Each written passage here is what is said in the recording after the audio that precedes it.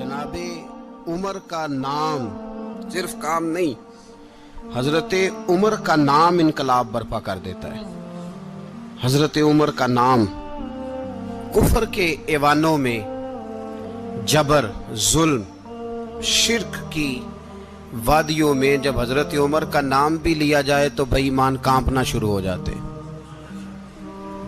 हजरत उमर फारूक रदी अल्लाह ताला अन्हु। हजरत उमर मामूली शख्स नहीं, मामूली आदमी नहीं। कुछ लोग सदियों के बाद पैदा होते हैं और कुछ लोग ऐसे होते हैं जो एक ही बार पैदा होते हैं, उन जैसा दूसरा पैदा होता ही नहीं, दूसरा उन तरह का पैदा होता ही। हजरत उमर रदी अल्लाह ताला अन्हु जैसी शख्सियात पैदा ही नहीं होती दोबारा। सारे सहाबा दरे रिसालत माप पे खुद आए। ये वो अजीम शख्स है जिसे अल्लाह के महबूब ने अल्लाह से मांग के लिया, कहा अल्लाह ये मुझे दे दे, अल्लाह से मांग के लिया है। इसलिए सूफिया कहते हैं कुछ मुरीद होते हैं, कुछ मुराद होते हैं। कुछ मुरीद होते हैं, कुछ मुराद होते हैं। मुरीद वो होता है जो चल के आता है, आके मुरीद होता है। मुराद वो होता है जिसे कहा जाता है कि ये कभी मेरा बन जाए ना, ये कभी आ जाए ना, मेरा बन जाए, उसको मुराद कहते हैं। हजरत उमर मुस्तफ़ा करीम की मुराद है, हुजूर की मुराद है। अल्लाहुम्मा आइज़्ज़िल इस्लामा बे इस्लाम उमर इब्न खत्ताब। ऐ अल्लाह इस्लाम को इज्जत दे दे, मेरे उमर को कलमा पढ़ने की तौफीक अता फरमा दे। और कैसे दुआ मांगी? ओ यार, हजरत उमर की तो इस फजीलत का कोई जवाब नहीं दे सकता। मेरे रसूल पाक अलैहिस्सलाम सबके लिए ही दुआ मांगते हैं ना, हुजूर की दुआ आम है, लेकिन मुस्तफ़ा करीम ने काबे का गुलाफ थाम लिया और गुलाफ काबा को हुजूर ने सीने से लिपटाया और सीने से चिमटा के कहा अल्लाह मैंने तो कभी सवाल ही ज्यादा नहीं किए, मैं करने आया हूं, मुझे उम्र दे दे, उम्र दे दे। हुजूर ने मांग के लिया। और फिर जब जिसको हुजूर मांगे अल्लाह से कि हजरत उमर रदी अल्लाह ताला अन्हु का आज यौम शहादत है, मेरा तो दिल करता था कि फजर से बातें शुरू हों और सारा दिन ही उमर की बातें होती रहे, सारा दिन जनाब उमर की बातें, सारा दिन। इसलिए कि जिक्र जनाब उमर का होगा पर राजी अल्लाह के रसूल होंगे सल्लल्लाहु। तो जाग के बैठे, खुश हो के बैठे। हमारे यहाँ मनाया ही नहीं जाता। बाबे अल्लाह की सावन भादरों असू कता ते मुंडे जनवरी फरवरी। तो इस्लामी साल भी गया और वो तारीखें भी सारी गई। यकम मुहर्रम उम्मत मुस्लिमा के लिए बहुत बड़ा दिन है, बहुत बड़ा दिन। ये शहादत है हजरत उमर फारूक की रदी अल्लाह ताला। यहाँ छोटी छोटी बातों पे गवर्नमेंट छुट्टी करती फिरती है, छोटी छोटी बातों। इलेक्शन हो गया तो छुट्टी, फलां जगह पे थोड़ा सा किसी ने खबर दे दी कि कोई परेशानी है तो छुट्टी, फलां जगह ये हो गया तो छुट्टी। यहां तक कि फलां वजीर साहब फलां इलाके में आएंगे तो सारे इलाके को छुट्टी। और अब तो इससे बड़ा हाल होने लगा है, अगर जिन लोगों की सिंध में हुकूमत है उनके लीडर का दिन आया तो उस दिन छुट्टी, और जिनकी पंजाब में हुकूमत है उनका दिन आया तो छुट्टी। हमारा मुतालबा है हुकूमत पाकिस्तान से, अगर सर उठा के जीना चाहते हो तो यकम मुहर्रम को छुट्टी किया करो। अगर सर उठा के जीना चाहते हो तो यकम मुहर्रम को छुट्टी करो जनाब उमर के दिन। और मिल्लत के जवानों को बताओ कि अगर इज्जत की जिंदगी जीना चाहते हो तो उस तरह जियो जिस तरह फारूक आजम जी के गए। इज्जत और वकार की जिंदगी, जमहूरियत हजरत उमर से सीखनी पड़ेगी। हुकूमत करने के तरीके हजरत उमर से, रियाया को सीखना पड़ेगा कि अमीर किस तरह बनाया जाता है और अमीर किस तरह के होते हैं। यहाँ लोग हमें यूरोप की मिसालें देते हैं, लोग यहाँ हमें आकर के अमेरिका की मिसालें, उन्हें क्या पता हुकूमत क्या होती है।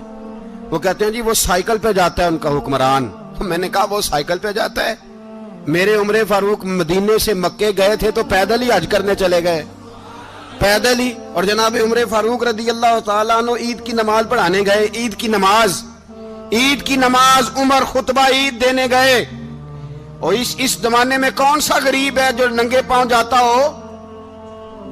کون سا غریب ہے جو مسجد ننگے پاؤں جاتا ہو؟ لوگوں نے تو 3 قسم کی چپلیں رکھی ہوئی ہیں، ایک مسجد جانے کی علیحدہ ہے، گھر پہننے کی علیحدہ ہے، شادی بیاہ پہ جانے کی چپل علیحدہ ہے۔ حضرت عمر فاروق رضی اللہ تعالیٰ عنہ نکلے عید کا خطبہ دینے کے لیے، تو بیوی سے کہنے لگے جوتا، اس نے کہا صاحب اتنی دفعہ ٹوٹا ہے اب گانٹھا نہیں جا سکتا، اتنی دفعہ ٹوٹا ہے کہ اب دوبارہ پیمند نہیں لگ سکتے۔ تو حضرت عمر کہنے لگے چل کوئی حرج نہیں، بغیر جوتے کے ننگے پیر ہی چلتے ہیں، کوئی حرج نہیں۔ تو کہنے لگے لوگ کیا کہیں گے؟ فرمایا چپ کر، لوگ جس دن عمر نے یہ دیکھ لیا نا لوگ اس کے بارے میں کیا کہتے ہیں، اس دن عمر نہیں رہے گا۔ تو کہا پھر آپ کا نظریہ کیا ہے؟ فرمایا میرا نظریہ یہ ہے کہ رب رسول میرے بارے میں کیا کہتے ہیں، لوگوں کا کیا ہے؟ لوگ کل کسی کے بارے میں کچھ کہتے ہیں اور پرسوں کچھ کہتے ہیں، میرا نظریہ یہ ہے کہ رب رسول میرے بارے میں ننگے پیر عمر جا رہے ہیں۔ کون جی؟ میں بڑا ماڑا۔ اچھا جناب، کیا غربت ہے؟ 10 قسم کے جوڑے لٹکے ہوئے ہیں کمرے میں، اور پہننے کی فرصت نہیں، سویرے کیا پہننا ہے، شام کیا پہننا ہے، 15 سوٹ کٹھے استری ہو کے لانڈری والا بھیج رہا ہے، اور تو غریب ہے، تو بہت بڑا غریب ہے۔ اس لیے کہ غربت پیسوں کی وجہ سے نہیں ہوتی، غربت تو دل کی ہوتی ہے۔ تو واقعی بڑا غریب ہے اور تو غریب ہی رہے گا۔ امیر تو عمر فاروق تھے جو ننگے پاؤں چلے گئے عید کی نماز پڑھانے، تو رستے میں جو ملا کہنے لگا عمر جوتا تو پہن لو۔ فرمایا تمہیں عمر کا جوتا نہ پہننے کا نقص تو نظر آیا ہے، کوئی حرج نہیں، اگر عمر کو کبھی بتانا ہوا تو وہ والا نقص بتانا جو عمر کی سیرت میں پیدا ہو، کردار میں پیدا ہو، وہ والا نقص بتانا، یہ چھوڑو جوتے آتے جاتے رہتے۔ ننگے پاؤں گئے، پاؤں دھوئے، نماز پڑھائی، لوٹ آئے۔ او بھائی یہاں تو ہمارا بناؤ سنگار اترنا، جتنی توجہ کپڑوں کی طرف ہے اتنی توجہ کبھی ہماری علم کی طرف ہوتی نا، جتنا ذوق شوق ہمارا بناؤ سنگار کی جانب ہے، اتنا بناؤ سنگار کبھی ہمارا اخلاقیات کی جانب ہوتا تو معاملات بڑی حد تک سنورے ہوئے ہوتے۔ حضرت سیدنا فاروق اعظم رضی اللہ تعالی اپنی زندگی کو ترتیب دیا، ایک دن بھی خلافت نہیں مانگی اللہ سے۔ حضرت عوف بن مالک اشجعی ایک صحابی ہیں، حضرت عوف بن مالک رضی اللہ تعالیٰ عنہ فرماتے ہیں کہ جناب ابو بکر صدیق کا زمانہ تھا تو میں نے خواب دیکھا، میں نے خواب میں جناب عمر کو دیکھا، اور میں نے دیکھا کہ کوئی کہنے والا کہہ رہا ہے کہ عمر وہ ہے کہ اللہ کے رستے میں کوئی اسے جتنا مرضی برا بھلا کہے یہ پرواہ نہیں کرتا۔ کس کے رستے میں؟ بولے سارے۔ اس کا مطلب ہے اللہ کے رستے میں لوگ برا بھلا بھی، قرآن مجید نے کہا وَلَا يَخَافُونَ لَوْمَةَ لَائِمٍ، کچھ لوگ ایسے ہیں جو برا بھلا کہنے والوں کی پرواہ نہیں کرتے۔ آپ یقین کریں اگر پرواہ شروع ہو جائے نا تو دین کا کام ختم ہو جائے، نہ کوئی تقریر کرے، نہ کوئی تدریس کرے، نہ کوئی پیری مریدی کرے، ختم ہو جائے اگر باتوں کی پرواہ ہو۔ لیکن وہ پرواہ، حضرت عوف بن مالک اشجعی کہتے ہیں میں نے خواب میں دیکھا کہ عمر وہ ہے جو کسی کی پرواہ، اور دوسری بات میں نے یہ دیکھی کہ عمر خلیفہ بنے گا، اور تیسری بات میں نے خواب میں یہ دیکھی کہ عمر شہید بھی کیا جائے گا، عمر شہید بھی ہوگا۔ یہ میں نے 3 باتیں خواب میں دیکھی۔ فرماتے ہیں میں نے آ کے خواب حضرت ابو بکر صدیق کو سنائی، وہ خلیفہ تھے، وہ کہنے لگے ٹھہر جا میں عمر کو بلاتا ہوں، اس کے سامنے دوبارہ سنانا، اس کے سامنے۔ فرماتے ہیں میں نے بلایا حضرت عمر فاروق کو، آ کے بیٹھے، خواب شروع ہوا۔ کہ ایک بات تو میں نے یہ دیکھی کہ آپ ملامت کرنے والے کی پرواہ نہیں کرتے، دوسرا آپ خلیفہ بنے گے۔ جناب عمر کہنے لگے چپ کر، ابو بکر کے سامنے ہی کہہ رہا ہے، چپ کر، خلیفہ کے سامنے ہی کہہ رہا ہے۔ تو حضرت ابو بکر صدیق کہنے لگے عمر اسے کہنے دو، مجھے لگتا ہے رب کی رضا یہی ہے کہ میرے بعد اگر مصطفیٰ کا منبر ملے تو عمر کو ملے، اسے کہنے دو۔ یار یہاں تو لوگ ڈینگے مارتے ہیں، یہاں تو لوگ دعوے کرتے ہیں میرے سامنے فلانے کو بھی بٹھاؤ، فلانے کو بھی بٹھاؤ، اس کو کیا پتا، اس کو کیا پتا، یہ تو بڑکے مارنے کا دور ہے۔ حضرت عمر رضی اللہ تعالیٰ عنہ کو تیسری بات کہی، حضرت عوف بن مالک نے کہا آپ شہید کیے جائیں گے، میں نے خواب دیکھی ہے۔ نیک لوگوں کے خواب بڑی حد تک سچے ہوتے ہیں، کہا میں نے خواب دیکھی ہے۔ تو حضرت عمر کہنے لگے شہید تو دلیر لوگ ہوتے ہیں، شہید تو دلیر، جسے سارا زمانہ دلیر کہہ رہا ہے وہ اپنے بارے میں کیا کہہ رہے ہیں؟ کہتے ہیں شہید تو پتلے، میں تو کاہل سا آدمی ہوں، سست آدمی ہوں، میں تو اتنا کام ہی نہیں کرتا، تو یہ خواب تو نے جو دیکھا ہے نا پھر سے دیکھنا۔ تو ابو بکر صدیق فرمانے لگے عاجزی نہ کر، انکساری نہ کر، تو جو کہہ رہا ہے ٹھیک کہہ رہا ہے، لیکن مجھے سن کے شکر بھی ہوا ہے اور افسوس بھی ہوا ہے۔ افسوس اس بات کا کہ تیرے جیسا بطل عظیم چلا جائے گا، اور شکر اس بات کا کہ رب تجھے زندگی بھی اعزاز والی دے گا، اور شہادت کی موت دے کے اللہ تجھے موت بھی عزت والی عطا فرمائے گا۔ اللہ موت بھی تجھے عزت والی دے گا، تجھے کاہلوں جیسی موت اللہ۔ حضرت فاروق اعظم رضی اللہ، او بھائی یہاں تو اس زمانے کا سب سے بڑا مسئلہ پروٹوکول ہے۔ لوگوں پتہ ہوتا ہے کامل پیر ہے، کامل مرشد ہے، لوگ نہیں جاتے۔ میں کسی کا مرید ہو جاؤں، میرا پروٹوکول کدھر گیا؟ پتہ ہوتا ہے یہ کامل استاد ہے، میں اس کے پاس بیٹھوں گا تو میری تربیت کرے گا، لیکن لوگ شاگرد نہیں بنتے۔ میں کدھر گئی؟ یہ پروٹوکول کی مصیبت ہے نا، اس نے بڑے بڑے لوگ زیرو کر دیے، بڑے بڑے لوگ۔ اور یہ مت سمجھے کہ آپ کا وزیر اعظم پروٹوکول لیتا ہے یا آپ کا صدر پروٹوکول، وزراء، ایسی کوئی بات نہیں۔ ہم چھوٹے طبقے سے لے کر بڑے سارے پروٹوکول کے قائل ہیں۔ ہمارا تو داماد بھی کہتا ہے کہ مجھے پوچھا نہیں میں تمہارے گھر کیوں آؤں۔ ہمارا تو بھائی ہر شخص اعلان کرتا ہے پروٹوکول کا، فلانے نے عزت نہیں دی تو واپس آ جاؤ، فلانے نے سلوٹ نہیں کیا تو واپس آ جاؤ۔ لوگ جہاں سلوٹ کرنا چاہیے وہاں بھی سلوٹ کرانے کے قائل ہیں۔ پر حضرت عمر رضی اللہ تعالی، حضرت عمر کی سادگی اور پھر جناب عمر کی عاجزی، جب انسان اپنے اوپر سوار کر لیتا ہے نا، سوار کر لیتا ہے، میں بدکار پرانا خادم، کسے در ملی نٹ ہوئی، تے واصف یار نے نظر جو کی تھی تے واصف ہی ہو۔ میں اکثر سوچتا ہوں حضور نے جہاں بھی کہا نا، فرمایا میرے بعد نبی ہوتے تو خطاب کے بیٹے عمر ہوتے۔ حضور نے فرمایا عمر جس رستے سے جاتا ہے شیطان وہ رستہ بدل جاتا ہے۔ نبی پاک صلی اللہ علیہ وسلم نے فرمایا میرا عمر وہ ہے کہ اس کی زبان پر حق جاری ہے۔ حضور علیہ السلام نے فرمایا 950 سال حضرت جبریل میرے عمر کی شان بیان کریں تو ان کی عظمت ختم نہیں ہوتی۔ 950 سال جبریل عظمت بیان کرے تو ختم نہیں ہوتی۔ یہ بات ہے حضرت عمر کی، اور فرمایا عمر ابو بکر کی نیکیوں میں سے ایک نیکی ہے۔ یہ شان ہے اب عمر فاروق رضی اللہ تعالیٰ عنہ کی۔ حضور نے فرمایا میرے بعد نبی ہوتے تو عمر ہوتے، جس گلی سے عمر آئے شیطان رستہ بدل جائے۔ میرے عمر فاروق کی شان 950 سال بیان ہو تو ختم نہ ہو۔ عمر کی زبان پر اللہ حق بیان کرتا ہے، جو عمر کہتا ہے وہی رب کر دیتا ہے۔ حضور ساری زندگی فضیلتیں بیان کرتے رہے، عمر جواب میں کیا کہتے ہیں؟ کوئی بتائے نا کہ یہ والی حدیثیں کبھی عمر نے بھی روایت کی ہوں کہ حضور نے میرے بارے میں یہ کہا ہے۔ یہ روایتیں وہ روایت نہیں کرتے، ان سے جب لوگ کہتے عمر تیری بڑی بات ہے تو عمر رو پڑتے، کہتے میں تو اونٹ چرانے والے باپ کا بیٹا ہوں، میں تو اونٹ چرانے والے باپ کا بیٹا، اونٹ چرا۔ اس سے آگے عمر گئے ہی نہیں ساری زندگی، اس سے آگے لفظ ہی نہیں ادا کی۔ اور میں تو بھائی اونٹ چرانے والا، میرا باپ تو اونٹ چرایا کرتا تھا، 10 اونٹ تھے، میری ڈیوٹی ہوتی تھی، سنبھالے نہیں جاتے تھے، ابا ڈنڈوں سے مارتا تھا۔ ساری زندگی عمر حج کرنے گئے، ایک خشک تنا کھجور کا عمر فاروق رضی اللہ تعالیٰ عنہ نے اس کو اپنے کلاوے میں لیا، رونے لگے۔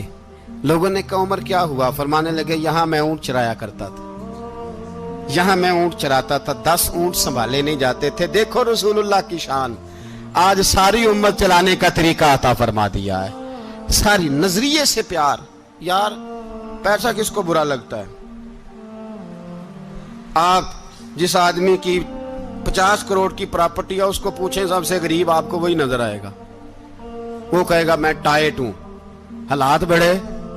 میں کئی باری پوچھے انہوں نے، میں کہتا ترجمہ بھی 10 چھڑو کی، ہمیں تو سمجھ نہیں آتی، اور ٹائٹ حالات کون سے ہوتے ہیں جی؟ جس آدمی کا کروڑوں میں کاروبار ہے نا، اس کو آپ چھیڑے وہ رونے لگ جائے گا، رونے۔ تو کئی میں نے ایسے دیکھے ہیں کرائے کا مکان ہے، ان سے پوچھے صاحب کیا حال ہے، تو کہتے ہیں جتنی اللہ نے شان والی زندگی ہمیں عطا کی ہے کسی کو نہیں دی ہوئی۔ اس کا مطلب ہے خوشی بھی یہی ہے اور غم بھی یہی ہے، اندر سے خوشی ہے، اندر سے ہی۔ تو نے اگر راضی رہنا ہے تو ادھر سے رہنا ہے، ناراض رہنا ہے تو بس اپنے آپ کو خوش رکھے گا تو ہو جائے گا۔ سارے صحابہ مل کے آئے، کہنے لگے عمر فاروق سے کہنا ہے نبی پاک کے زمانے میں تو ظاہراً غربت تھی، ابو بکر کے دور میں بھی غربت تھی، اب تو بڑا محال ہے، عمر سے سفارش کرو کہ عمر نیا کرتا پہنا کرے۔ ملکوں کے سفیر آتے، عمر وہی پھٹی پرانی چادر اوڑھ کے اور وہی کئی جگہ پہ پیوند لگے سوٹ پہن کے سفیروں کے سامنے بیٹھ جاتا ہے۔ عمر کو مشورہ دو، طے ہو گئی بات۔ سب نے جب مشورہ دے لیا تو سارے کہنے لگے یہ بتاؤ شیر کی مونچھ کو ہاتھ کون لگائے گا؟ کہنا کس نے ہے؟ بندہ بھی تو ڈھونڈو نا۔ میں کہا جناب میرا یہ خیال ہے کہ مولا علی شیر خدا کہیں گے، کیونکہ جس شخص کی عمر کو سب سے زیادہ حیا کرتے دیکھا وہ شیر خدا مولا علی ہے رضی اللہ تعالی علی کہیں گے، اس لیے کہ جناب علی تو کئی دفعہ جب گفتگو کرتے تھے تو حضرت عمر چپ کر جاتے تھے اور فرماتے تھے علی نہ ہوتا تو میں ہلاک ہو جاتا۔ تو کہا علی سے کہو۔ جناب علی شیر خدا کو بلایا، کس کام کے لیے؟ جی اللہ اکبر۔ یہ ذرا اپنے اس دور پہ اس بات کو ذرا کہا جناب ان سے کہیں کہ زیادہ نہیں، ایک کرتا نیا پہن لے، سفیر آتے ہیں وزیر آتے ہیں تو ایک کرتا نیا پہن لے۔ حضرت علی کو بلایا، آپ فرمانے لگے کوئی اور بات ہوتی تو میں کہہ دیتا، یہ والی میں نہیں کہہ سکتا، کوئی اور ہوتی تو میں عمر کو کئی دفعہ کہہ دیتا ہوں، جلال میں بھی تو سن، یہ والی میں نہیں کہہ سکتا، میں تمہیں ایک مشورہ دیتا ہوں۔ کہا وہ کیا؟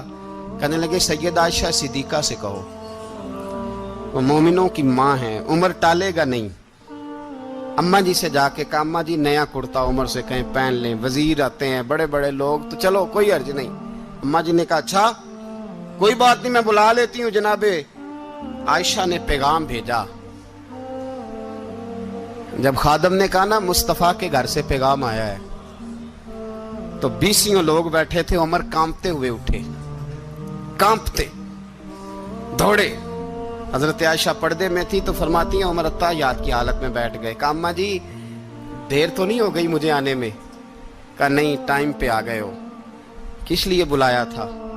کہا عمر دیکھو غربت کے معاملات اور ہوتے ہیں، جب اللہ آسانی دے تو کوئی چیز استعمال کرنا حرام نہیں ہوتی، اگر حرام ہے تو بتاؤ۔ کہا نہیں اماں جی حلال ہی ہے۔ تو فرمایا پھر اتنے سفیر آتے ہیں مشیر آتے ہیں، اب تو مال غنیمت بڑا آتا ہے، ڈھیر لگ جاتے ہیں مسجد میں، تو چل ایک نیا کرتا تم بھی پہن لیا کرو، اور آپ نیا کرتا پہنو گے تو دھاک بیٹھے گی غیروں پر۔ تو صحابہ کا مشورہ ہے کہ آپ نیا لباس پہنے۔ اماں جی کہتی ہے میں نے حکم دیا تو عمر چپ کر گئے، گردن جھک گئی۔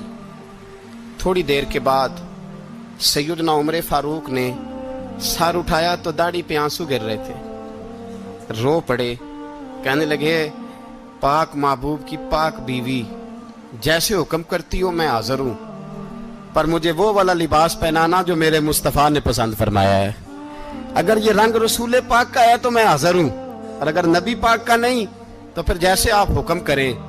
جناب عائشہ کہتے ہیں عمر روئے تو میں زیادہ روئی، میرا پلو بھیگ گیا آنسوؤں سے۔ میں نے کہا عمر آپ جائیے۔ عمر یوں نکلے تو جو صحابہ کھڑے تھے وہ کونے میں تھے، سارے آ گئے۔ کہا اماں جی کیا بناؤ؟ فرمایا بھائی تم سب جو باتیں کہتے ہو وہ اپنی جگہ ٹھیک ہیں، پر عمر جو بات کرتا ہے وہ سب سے زیادہ ٹھیک ہے۔ عمر جس پہلو پر بات کرتا ہے وہ یار ایسی عاجزی، ایسا رنگ، ایسا انداز، ایسا طرز حیات، ایسی زندگی، اولاد کے معاملے میں لوگ بزدل ہو جاتے ہیں، بزدل۔ پر حضرت عمر کا بیٹا مصر گیا، وہاں سے کمائی کر کے لایا، تجارت کرنے گیا، لاکھوں کا مال۔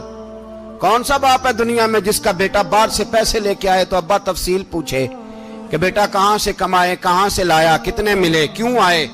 کون سا باپ تفصیل پوچھتا ہے؟ ابا تو کہتا ہے لا صحیح، اور تعریفیں کرتا ہے میرا بیٹا بڑی کمائی کرتا ہے۔ کبھی پوچھا ہے اس سے کہ ڈیوٹی صحیح دیتا ہے کہ نہیں؟ کبھی پوچھا ہے کہ تو ایمانداری کی روزی لاتا ہے کہ حرام کی کماتا ہے؟ یہ باپ کی ذمہ داری ہے، یہ اماں کی ذمہ داری ہے۔ پھر کہتا ہے بیماری کیسے آ گئی، پریشانی کیسے آ گئی؟ تو نے کبھی سوال کیا اپنی اولاد سے؟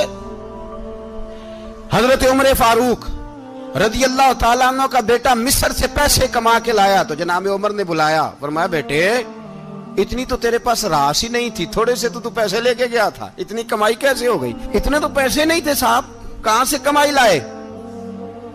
اس نے کہا ابا جی وہ جو میرے چچا ہے نا مصر کے گورنر، آپ کے دوست، انہوں نے میری مدد کی ہے. فرمایا جتنے لوگ گئے تھے سب کی ہے مدد اس نے؟ کہا نہیں صرف میری کی. فرمایا تیری کیوں کی؟ تیری کیوں کی؟ کہا حضور آپ کے دوست ہیں. فرمایا چپ کر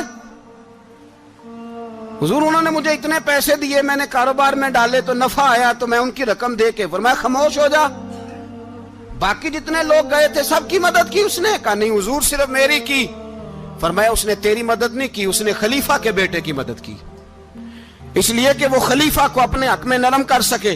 فرمایا آدھا مال تیرا ہے, آدھا مال غنیمت کا ہے, مال خزانہ کا ہے, مسلمانوں کا ہے, اس لیے کہ تو جو وہاں سے مال کما کے لایا ہے وہ اپنے باپ کے خلیفہ ہونے کی وجہ سے کما کے لایا ہے, لہذا رکھ ادھر. یہاں کہتے ہیں کدھر سے آیا, کیسے آیا, کون سا حساب دیں, کیا کریں؟ او بھائی حضرت عمر رضی اللہ تعالیٰ عنہ کا اپنی اولاد کے بارے میں یہ رنگ ہے. ایک جنگ سے نا خوشبو آئی, خوشبو بڑی مہنگی ہوتی تھی, عرب میں خوشبو آج بھی بڑی مہنگی ہے, وہ زیادہ استعمال کرتے ہیں. میری باتوں کی سمجھ آ رہی ہے میرے بھائیوں؟ بڑی مہنگی خوشبو تھی. جب وہ خوشبو آئی تو حضرت عمر نے کہا, گھر میں پہلے پہنچی حضرت عمر کے, چونکہ زیادہ عورتیں استعمال کرتی تھی گھر کے اندر خوشبو, مرد بھی لگاتے تھے. حضرت عمر نے اپنی بیوی سے کہا, آپ کی زوجہ جو تھی وہ بڑی خوشبو کو پسند کرتی تھی. حضرت عمر نے اپنی زوجہ سے کہا کہ خوشبو لاؤ, میں نے ایک عورت کی ڈیوٹی لگائی ہے, وہ خوشبو تول کے نا تو حصہ برابر صحابہ میں بانٹ دے گی. تو آپ کی زوجہ کہنے لگی کسی بی بی کی ڈیوٹی لگانے کی کیا ضرورت تھی, میں جو موجود تھی میں بانٹ دیتی ہوں تول کے حصہ برابر. آپ نے فرمایا نہیں تو رہنے دے, اور فلانی بی بی بانٹے گی. کہا حضور میں نے بھی بانٹنی ہے, میرے پہ کچھ حق ہے؟ آپ نے فرمایا نہیں تو تفصیل نہ پوچھ, تو خوشبو دے دے, کوئی اور بانٹے گی. خاتون خانہ تھی نا, کہنے لگی نہیں مجھے بھی آج آپ کو بتانا ہی پڑے گا کہ کوئی جو بانٹ سکتی ہے تو میں کیوں نہیں بانٹ سکتی. زوجہ کہتی عمر نے بات کی تو میری چیخیں نکل گئی. حضرت عمر فرمانے لگے جب تو خوشبو بانٹے گی نا تیرے ہاتھوں کو بھی لگے گی, تیرے دوپٹوں کو بھی لگ جائے گی.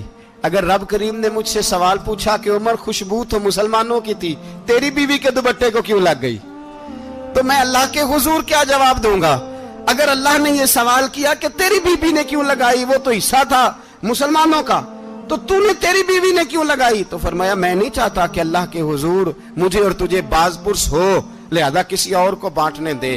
زوجہ روئی اور تڑپ کے کہنے لگی عمر مجھے لگتا ہے صبح قیامت بھی تیری بیوی ہونے کی وجہ سے اللہ مجھے جنت عطا فرما دے گا, تیری زوجہ ہونے کی برکت سے. بھائی یہ معیار رکھا, خدا کی قسم ایسا شخص تاریخ میں دوبارہ نہیں آیا. اتنا بڑا آدمی, اتنا بڑا شخص, اتنا بڑا آدمی, اور پھر رنگ یہ ہے کہ عمر 22 لاکھ مربع میل کا حکمران, 22 لاکھ, اور کھجور کے درخت کے نیچے مٹی کا ڈھیلا لے کے سو گئے ہیں, پرواہ کوئی نہیں, کوئی مسئلہ ہی نہیں. 2 غلام ساتھ بیٹھے تو ایک روٹی حضرت عمر نے گھر سے منگوائی, تھوڑا سا سرکہ, تو غلام کہنے لگے ہم نے بھی کھانی ہے. فرمایا کوئی حرج نہیں, روٹی کو پیٹ بھر کے کھانا ضروری تو نہیں, 3 حصوں میں بانٹ لیتے. ایک آدمی آیا ہوا تھا مصر کا رہنے والا ملنے کے لیے, اس نے پوچھا عمر کدھر ہیں, تو کہا وہ ادھر جاؤ مسجد میں بیٹھے ہوں گے. اور واپس آیا تو کہنے لگا وہاں تو 3 غلام بیٹھے ہیں, ایک روٹی بانٹ کے کھا رہے ہیں, لگتا ہے کئی دنوں سے روٹی نہیں ملی. کہا 3 غلام تو کوئی نہیں, وہاں 2 ہی تھے, تیسرے تو امیر المومنین تھے. اس نے کہا نہیں 3 غلام ہیں, کپڑے بھی ایک طرح کے پہنے ہوئے, بلکہ 2 کے تو پھر صحیح ہیں, تیسرے کے تو زیادہ ماڑے ہیں. کپڑے بھی ایک طرح کے, کھانا پینا بھی ایک طرح کا, اور ان کا نشست برخاست بھی ایک طرح کی ہے, لہذا کوئی فرق نہیں. حضرت ابو ہریرہ کہتے ہیں میں لے کے آیا, اور جناب عمر کو جب میں نے کچی زمین میں تامت سمیٹ بیٹھے دیکھا تو میں رو پڑا. میں نے اس مصر سے آنے والے کو کہا تو اس کے جلوے دیکھ, اگر اس کی ذات میں اتنا حسن ہے تو محمد عربی کا مقام کیا ہوگا. یہ مقام غور ہے, مقام غور.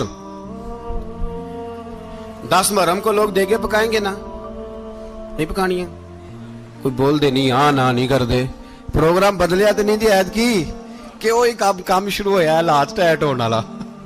کیوں جی پکنی ہے نا دیکھیں 10 محرم کو انشاءاللہ تعالی, ہم بھی پکائیں گے انشاءاللہ, یہاں بھی پروگرام ہوگا.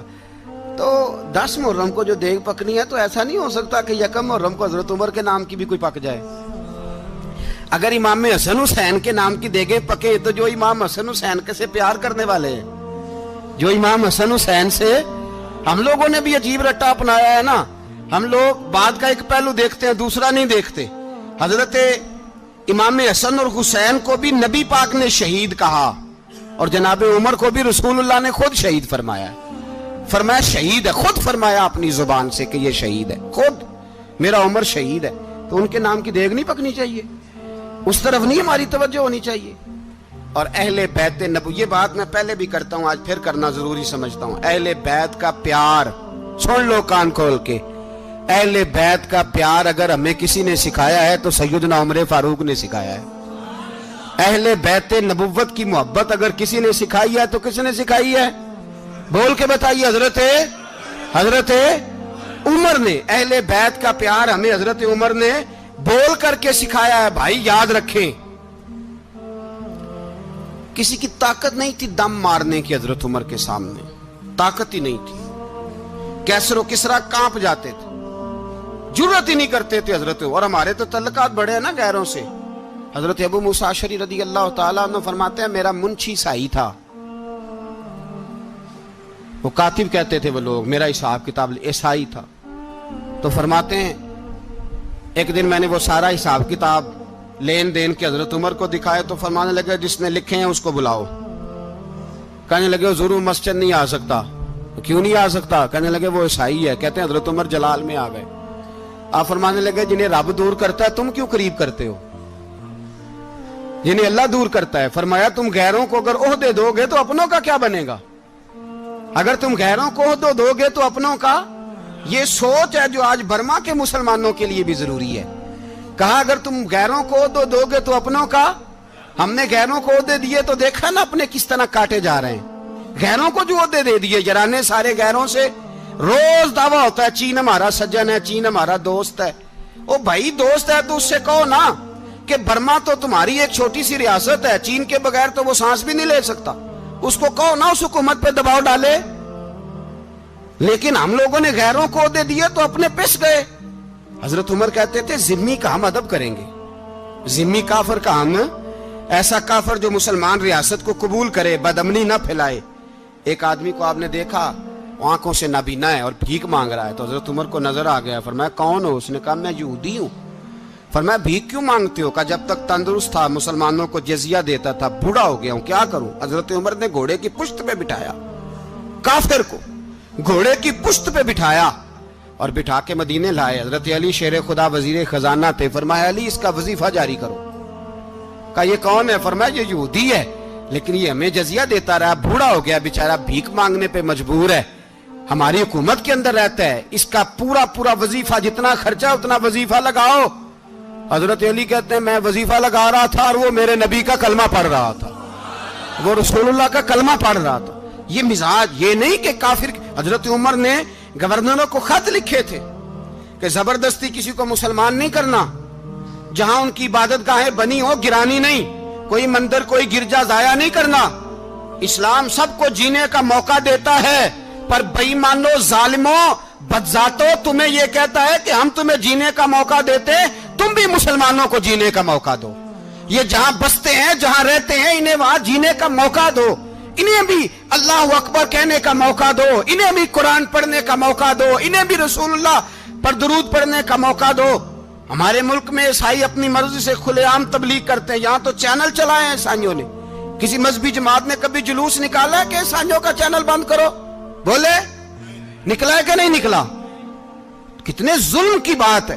ہم جب غیر کو اتنا تحفظ دیتے ہیں، اتنا تحفظ دیتے ہیں، ہم نے دیکھا ہے مجھے بیسیوں لوگوں نے عید پہ ٹیلی فون کیے کہ عیسائیوں کو قربانی کا گوشت دے لیں، مجبور ہیں جی، دروازے پہ آ گئے ہیں، ہمارے کام کاج کرتے ہیں۔ بیسیوں لوگ، عام آدمی کے دل میں ان کا اتنا جذبہ ہے، وہ مسائل کا بیان کرنا ایک علیحدہ بات، لیکن ہمارے دل کافر کے حق میں بھی نرم ہو جاتے ہیں۔ تم کس قدر زیادہ بے ایمان ہو اور کفر کس قدر زیادہ ذلیل ہو گیا ہے کہ مسلمان کے حق میں نرم ہوتا ہی نہیں۔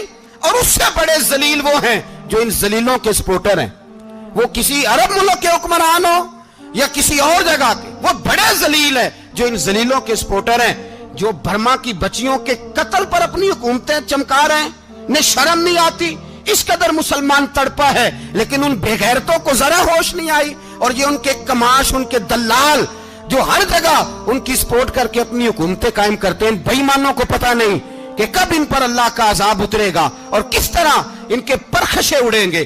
तुम्हें अपनी जिल्लत और रुसवाई नजर नहीं आ रही कि जमीन किस तरह तुम्हारे लिए तंग हो गई है? इससे ज्यादा और तुम्हारी रुसवाई क्या होगी? डरो अल्लाह से, और ये तो दुनिया का अजाब है। इन्ना बत्श रब्बिक लशदीद, मेरा रब कहता है कयामत तो कायम होने दे। जितना सख्त तेरे रब की पकड़ है, इतनी किसी दूसरे की हो सकती, याद रखिए। और थोड़ा एहतियात करें हम सब लोग भी, जो हम लोग आधी जुबान बोल के भी इनकी सपोर्ट करते। अब शर्म आनी चाहिए हमें इन हुकूमतों की सपोर्ट करते जो मुसलमानों की लाशों के ऊपर हुकूमतें कायम करते हैं, शर्म आनी चाहिए। बहरहाल बात दूर निकल जाएगी और मैं अपने मजमून पे रहता हूं। अहले बैत का प्यार अगर सिखाया है तो जनाब उमर ने सिखाया है, रदी अल्लाह ताला अन्हो।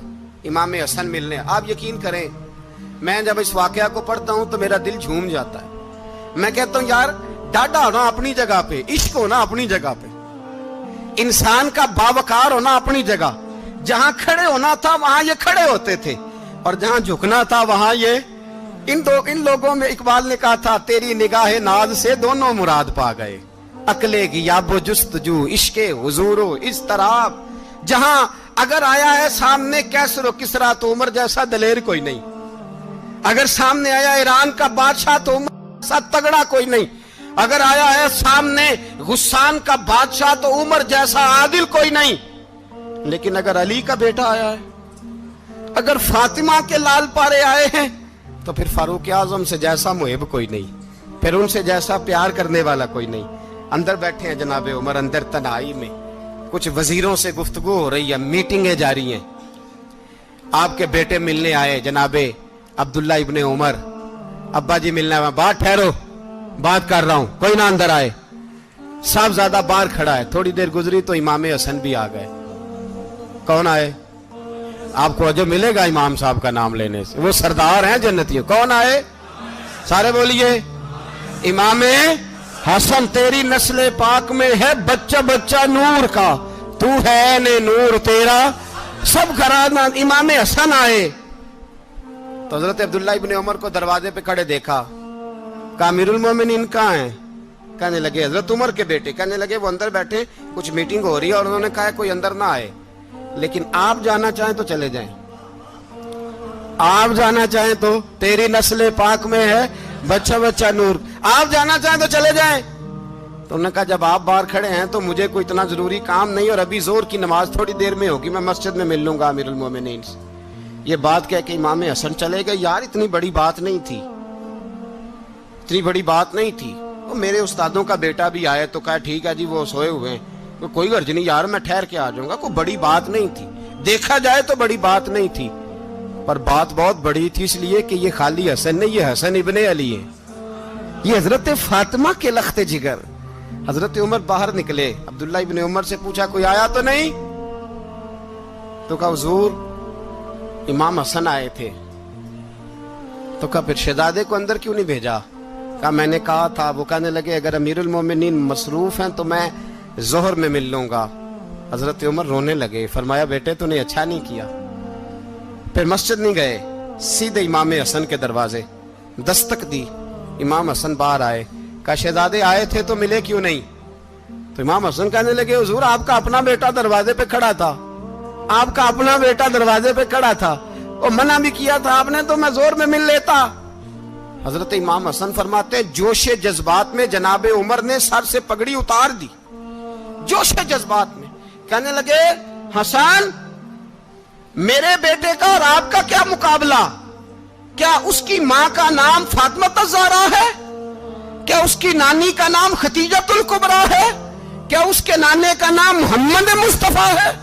आपका और उसका क्या मुकाबला? फिर रो पड़े और कहने लगे बेटे मैं मक्के के सहराओं में ऊंट चराया करता था, ये जो मेरे सर पर इज्जत के बाल हैं ये तेरे नाने के उगाए हुए, मैं मक्के के खबरदार शहजादे खबरदार। ओ भाई अहले बैते नबुव्वत के अदब का रंग अगर सिखाया है तो सैयदना उमर ने सिखाया है।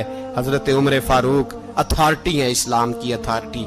यकम मुहर्रम हजरत उमर की शहादत है। यहूदी बोल उठा, काफिर बोल उठा, अगर 6 महीने उमर दुनिया में और रहते तो दुनिया में कोई काफिर मौजूद न होता। 6 महीने।